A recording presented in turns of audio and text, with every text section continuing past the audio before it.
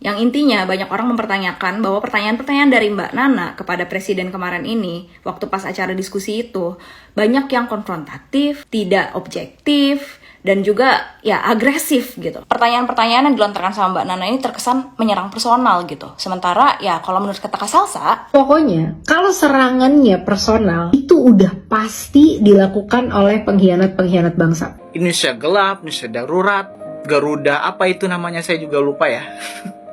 Garuda-garudaan itu ya. Kan Mbak Nana juga dulu yang mengkompor-kompori. Makanya banyak itu yang kemarin artis-artis, para stand up komedi yang demo.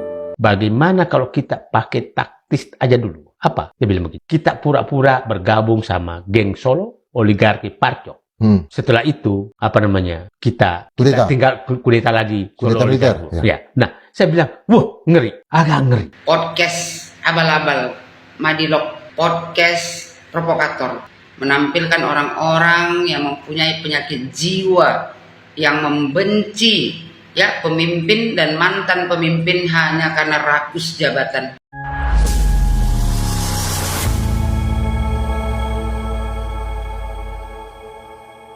Assalamualaikum warahmatullahi wabarakatuh, saudara-saudaraku sebangsa dan setanah air. Dimanapun kalian berada, semoga kalian selalu dalam kondisi sehat walafiat ya. Berjumpa lagi dengan saya di Gaspol Update. Kami bukanlah buzzer pihak manapun, kami hanya menyajikan keputusan ada di tangan Anda. Teman-teman, ini ada video yang menurut saya cukup menarik ya, yakni tentang lanjutan komentar netizen terkait attitude si host perempuan keturunan imigran. Ya, memang ya, host yang satu ini kalau sudah berakting di depan kamera gitu ya, pasti banyak sekali netizen yang tidak suka, terutama mereka-mereka yang IQ-nya di atas rata-rata. Tapi bagi golongan sudrun ya katanya ya karena si host ini terlalu kritis, makanya Ternak Mulyono itu kelojotan katanya, nggak suka. Padahal bukan soal kritisnya gitu, tapi soal nyinyirannya. Ingat loh, jurnalis itu nggak sama dengan penyidik. Jurnalis itu memiliki kode etik. Lo kok tahu bang lo ya, saya juga jurnalis. Nama saya masih tercatat sampai sekarang di Dewan Pers ya, dengan tingkatan madya. Jadi saya paham kode etik jurnalistik. Dan nggak sama dengan penyidik. Nah host ini nggak jurnalis dia penyidik gitu. Nah koplak kalian itu di sini nggak bisa membedakan. Selain itu teman-temannya juga ada bacotan si Said Gaduh ya, terkait rencana kudeta Prabowo katanya. Hati-hati agen asing ada di sekitar kita semua. Bisa jadi host koplak tersebut juga bagian dari agen asing tersebut. Nah, bagaimanakah videonya dan bagaimanakah respon netizen? Mari kita tonton bersama, kemudian mari kita komentari bersama di bagian akhir video. Ini dia. Pura-pura setia lalu kudeta balik. Inilah selentingan paling ngeri yang sedang berputar di lingkaran elit saat ini. Tidak ada selentingan dari orang-orang yang tidak percaya lagi Prabowo. Menyatakan, bagaimana kalau kita pakai taktis aja dulu? Apa? Dia bilang begini, kita pura-pura bergabung sama geng Solo, oligarki Parcok. Setelah itu, kita tinggal kudeta lagi. Kudeta militer. Ya. Nah, saya bilang, wah, ngeri. Agak ngeri. Kenapa? Ini kendaraan besar loh, oligarki Parcok nih. Uangnya banyak, kekuasaan masih dipegang, apa segala. Ini bisa goyang. Dan ini saya was-was sekali dengan opini itu. Saya sampai karena militer Indonesia juga belum pernah melakukan kudeta sama sekali. Kalau kudeta sementara, hanya militer yang bisa dipercaya kan? Nah ini ya toh, pura-pura setia tetapi kudeta balik. Nah ini harus saya lupa teman-teman ya, apakah ini video baru ataukah video lama. Seingat saya sih dulu juga sudah pernah ada macam kayak gini. Jadi mungkin saja menurut saya ini adalah video lama yang kembali viral. Ini menurut saya, ya toh. Nah, ini adalah orang-orang yang harus diwaspadai, orang-orang yang mencoba masuk ke dalam pemerintahan, tetapi ujung-ujungnya adalah ingin melakukan kudeta dari dalam. Ini sangat bahaya. Bisa jadi yang bersangkutan ini adalah agen asing, ya toh. Iya, lanjut. Tinggal dari orang-orang yang tidak percaya lagi Prabowo. Said Gaduh di acara podcast abal-abal Madilog, podcast provokator. Ini podcast kayak gini seharusnya dikontrol sama pemerintah. Ya, ini hanya menimbulkan perpecahan, menampilkan orang-orang yang mempunyai penyakit jiwa, yang membenci ya pemimpin dan mantan pemimpin hanya karena rakus jabatan. Buat kalian semua, ya kayak ini nih Said Didu, kau kurang apa lagi? Dulu kau menjabat, ya rangkap jabatan kau tuh banyak. Kurang lagi kau harta kekayaan, kurang lagi jabatan. Udah tua pun, ya nikmati aja hidup Didu, ya harta kau berlimpah, apalagi mau kejar di dunia ini. Kalian itu tidak pernah memikirkan bagaimana caranya agar rakyat Indonesia ini makmur, tapi kalian selalu memikirkan bagaimana kalian mendapatkan jabatan untuk perut kalian sendiri. Ini saya Didu ini bicara ya kan tentang masalah mengkudeta Bapak Prabowo Subianto. Kata si Didu, ya sudah ada selentingan dari orang-orang yang tidak percaya lagi Prabowo, menyatakan bagaimana kalau pakai taktis aja dulu. Apa kata dia? Saya bilang begitu. Kita pura-pura bergabung bersama geng Solo oligarki Parcok.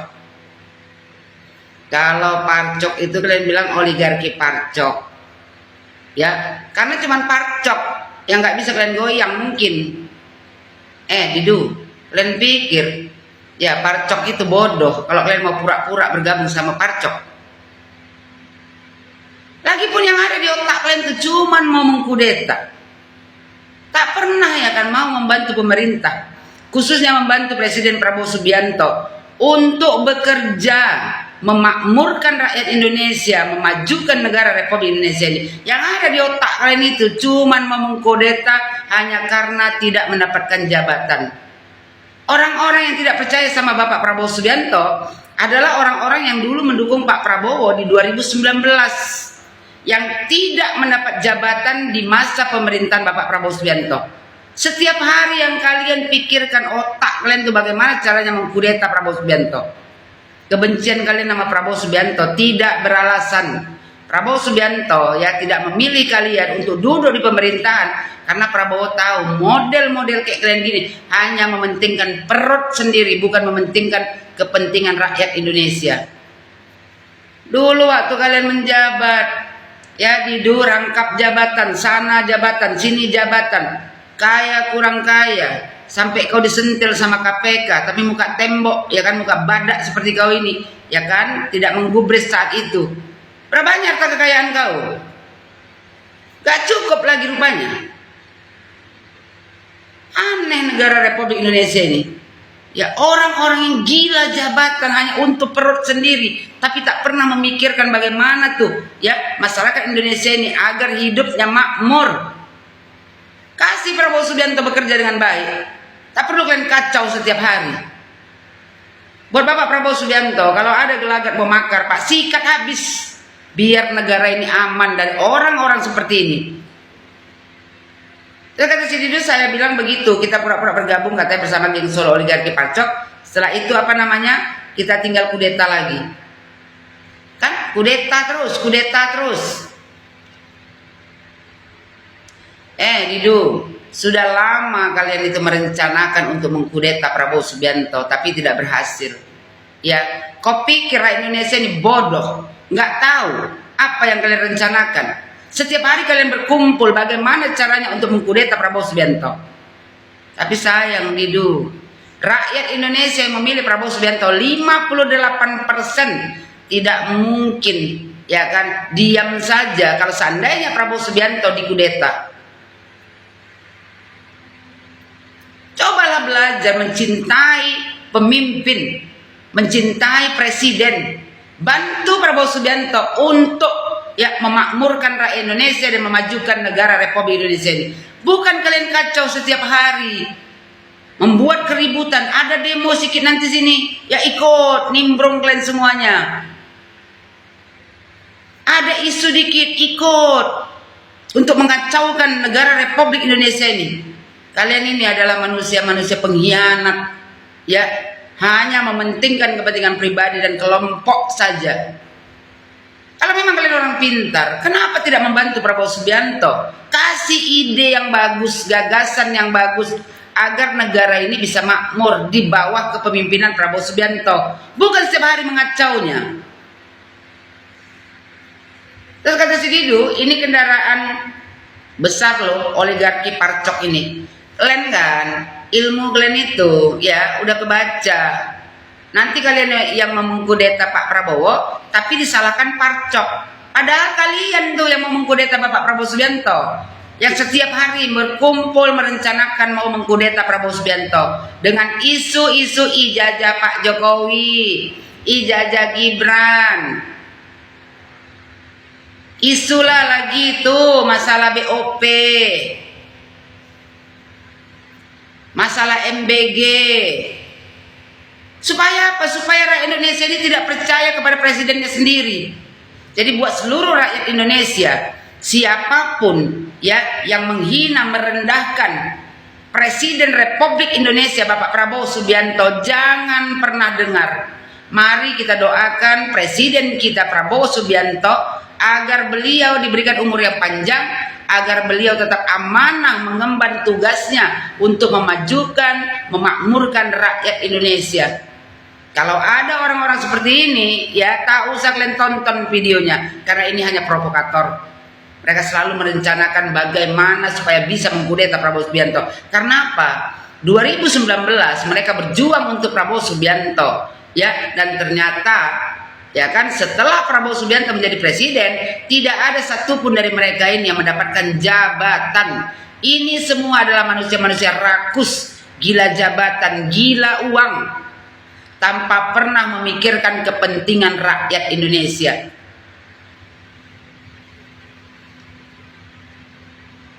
Terus kata si Didu, ya, uangnya banyak, kekuasaan masih dipegang apa segala. Maksudnya parcok itu, partai coklat. Mereka kan benci kali sama parcok nih. Karena apa? Karena parcok yang nggak bisa mereka goyang. Terus kata dia, ini bisa goyang dan ini saya was-was sekali dengan opini. Saya sampai merinding. Gak usah merinding kau, pura-pura ke bangke. Kaulah salah satu yang ikut ya merencanakan mengkudeta Bapak Prabowo Subianto. Berkumpul setiap hari, bahkan di rumah kau kumpulkan orang. Hanya untuk apa? Membahas ya bagaimana supaya bisa mengkudeta Bapak Prabowo Subianto. Ya sekali lagi buat seluruh Indonesia, mari kita jaga presiden kita, bantu Prabowo Subianto agar beliau bisa bekerja, ya, bekerja nyaman, damai untuk memajukan negara Republik Indonesia ini dan memakmurkan rakyat Indonesia. Bukan setiap hari diganggu oleh orang-orang yang mempunyai kepentingan pribadi dan kelompok, yang tak pernah memikirkan kepentingan rakyat Indonesia, yang tak pernah mereka berpikir ya bagaimana caranya supaya masyarakat Indonesia ini makmur di bawah kepemimpinan Prabowo Subianto. Terus kata hostnya, karena militer Indonesia belum pernah melakukan kudeta sama sekali ya. Kalau kudeta sementara hanya militer yang bisa dipercaya.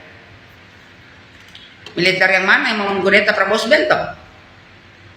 Bukankah selama ini yang berkumpul ya yang mau mengkudeta Prabowo Subianto adalah laskar-laskar tak berguna? Sama tuh mantan-mantan komisaris yang dipecat di masa pemerintahan Bapak Joko Widodo. Dan sama tuh pendukungnya si Anies Baswedan. Itu ajalah kalian yang merencanakan setiap hari bagaimana supaya pemerintahan Prabowo Subianto bisa ya dilengsarkan, dimakzulkan, dikudeta. Lama-lama muak kita dengan orang-orang yang rakus ya dengan dunia, dengan harta dunia, tanpa pernah mau memikirkan bagaimana nasib saudara-saudaranya yang di bawah garis kemiskinan. Sekali lagi buat seluruh Indonesia, cintai presiden kita, doakan agar Bapak Prabowo Subianto itu diberikan umur panjang dan kesehatan yang berlimpah supaya beliau bisa memimpin negara Republik Indonesia ini, membawanya maju ke depan dan rakyatnya makmur sentosa. Ini orang kayak gini ya, kalau dia bicara tak usah didengarkan, anggap saja seperti kentut bedeput. Gini aja Ibu Yohana ya, jangan terlalu serius sekali lah ya kan, komentar aja sampai 9 menit ya kan.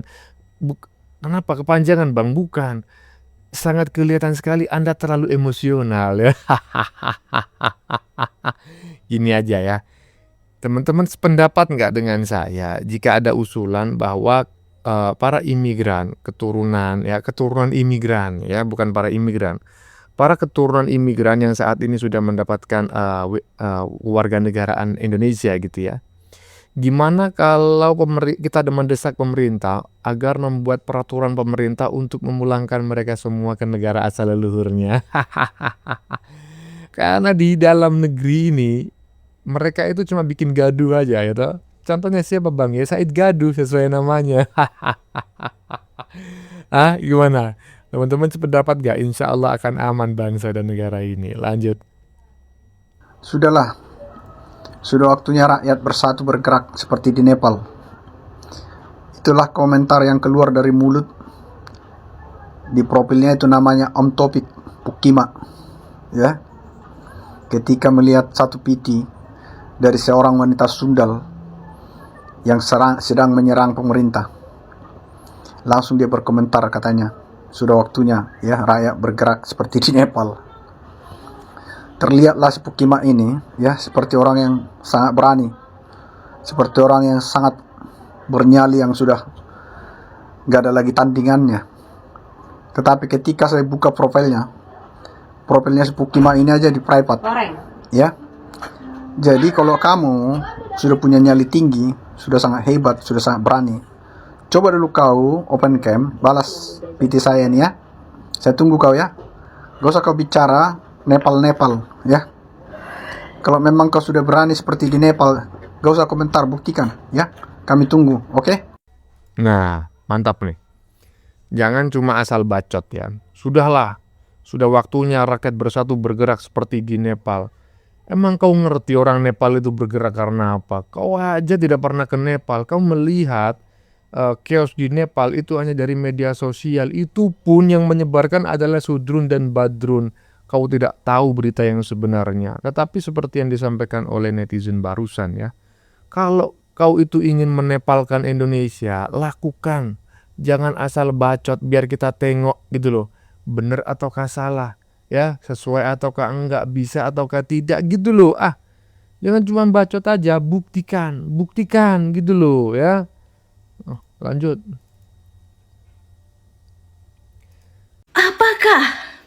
Apakah Mbak Nana ini adalah bagian-bagian dari oposisi yang tidak suka dengan pemerintah, pengen juga MAKR pemerintah gitu? Ini tuh jadi pertanyaan yang banyak dipertanyakan oleh banyak orang gitu, termasuk kayak komentar kakaknya di atas ini, atau yang disebutkan sama kakaknya di dalam sini nih, screenshotan ini. Yang intinya banyak orang mempertanyakan bahwa pertanyaan-pertanyaan dari Mbak Nana kepada presiden kemarin ini, waktu pas acara diskusi itu, banyak yang konfrontatif, tidak objektif, dan juga ya agresif gitu. Dan yang sangat disayangkan sekali, pertanyaan-pertanyaan yang dilontarkan sama Mbak Nana ini terkesan menyerang personal gitu. Sementara ya kalau menurut kata Kak Salsa, pokoknya kalau serangannya personal itu udah pasti dilakukan oleh pengkhianat-pengkhianat bangsa.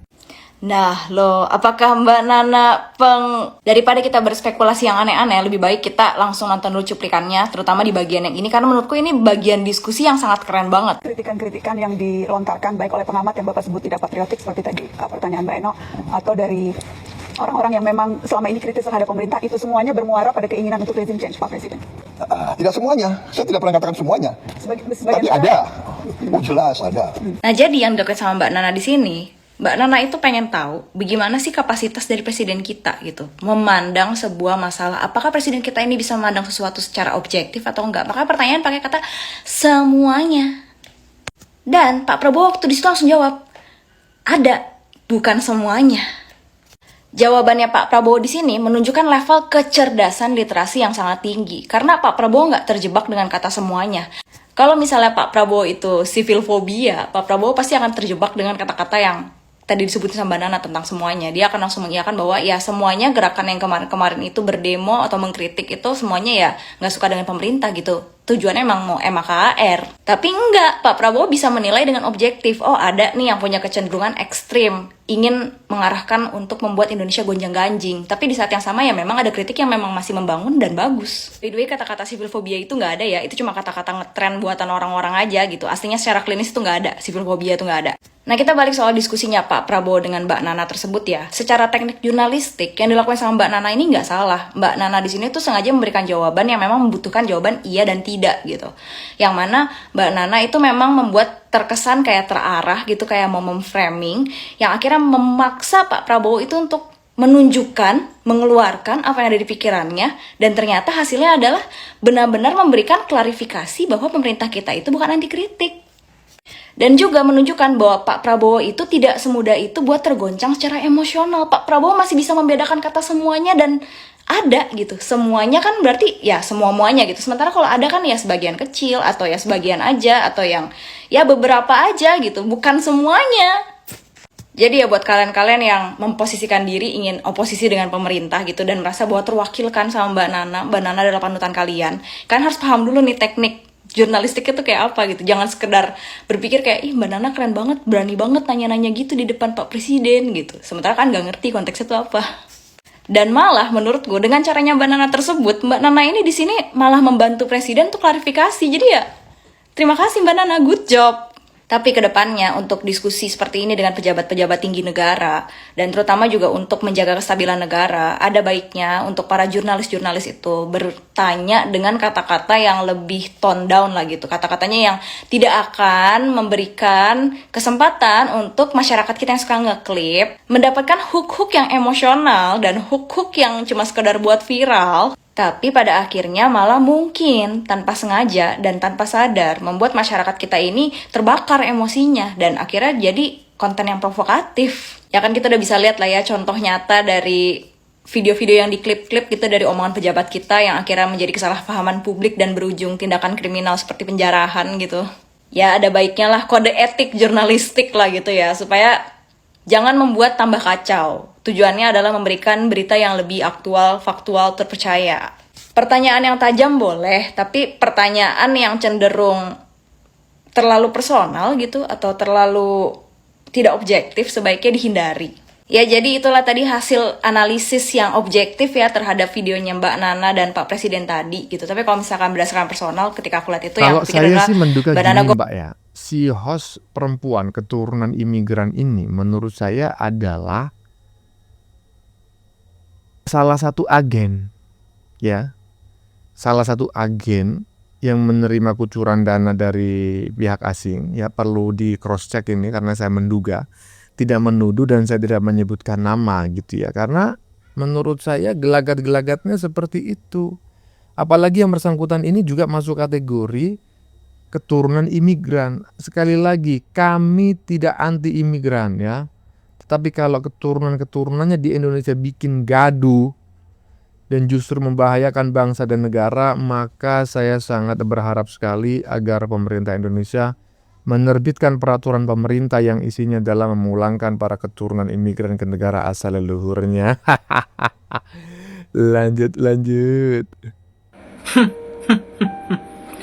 Saya simpel aja menanggapinya ya. Karena kalau ngebahas video fullnya diskusi itu ya banyak yang udah bahas gitu. Saya mau berpesan aja kepada Mbak Nana, Mbak Najwa Shihab. Ya saya nggak lupa loh beberapa tahun yang lalu, setahun yang lalu ya kalau nggak salah. Saya nggak lupa sama Mbak Nana yang mengkompor-kompori, yang memulai keributan dengan hashtag Indonesia Gelap, Indonesia Darurat. Bahkan saya dulu pernah membuat satu VT menanggapi Mbak Nana yang nyinyirin Pak Jokowi. Waktu itu Mbak Nana ngatain Pak Jokowi nebeng pakai pesawat negara, pesawat TNI ya kalau nggak salah ya. Yang padahal ya beliau diantar ke sana dengan sukarela, bukan nebeng. Begitu juga yang saya bilang tadi. Indonesia gelap, Indonesia darurat. Garuda apa itu namanya saya juga lupa ya. Garuda-garudaan itu ya. Kan Mbak Nana juga dulu yang mengkompor-kompori. Makanya banyak itu yang kemarin artis-artis, para stand up comedy yang demo. Nah, di demo itu keluarlah kata-kata kasar, kata-kata yang tidak baik, kata-kata kebencian, ujaran kebencian, nyerang personalnya Pak Prabowo, pelanggar HAM. Ada juga yang bilang anak haram konstitusi, ngatain Mas Gibran. Saya nggak lupa itu. Itu semua gara-gara siapa? Gara-gara Mbak Nana, gara-gara Mbak Najwa yang mengkompor-kompori. Makanya demo kemarin itu. Jadi dalam kata lain ingin saya sampaikan, kita sebagai rakyat juga harus mulai sekarang berbenah, sadar diri. Jangan lagi sibuk menggiring opini, menyebar fitnah, membuat berita hoax dan sebagainya di FK apalah itu namanya. Ya, itu tugas kita sebenarnya. Ya kita mengkritik boleh, siapa yang melarang? Karena negara ini negara demokrasi. Ya boleh-boleh aja, asalkan ada datanya. Dan kita paham apa yang kita kritik itu. Dan tidak dilandaskan dengan kebencian. Kita juga harus seimbang. Pemerintah atau Pak Prabowo, Pak Presiden kita, ya beliau siap kok dikritik. Dan justru menurut saya, salah kalau beliau nggak mau dikritik. Nah, kitanya juga sebagai yang mengkritik, rakyat yang mengkritik, juga harus tahu adab seperti kata Pak Prabowo di video itu, di diskusi itu. Tahu adab, tahu cara yang baik dan sebagainya. Nah, kalau kedua belah pihak ini antara rakyat dan pemerintah ini sudah seimbang, tidak akan ada lagi yang namanya demo ribut-ributan. Nanti ngancurin inilah, bakar gedung lah, nanti timbul korban lah, yang disalin siapa lagi? Pemerintah lagi, Pak Presiden lagi yang repot. Itu yang harus dipahami. Terlebih khusus lagi kepada Mbak Nana. Saya lihat Mbak Nana sekarang udah tobat, udah insyaf.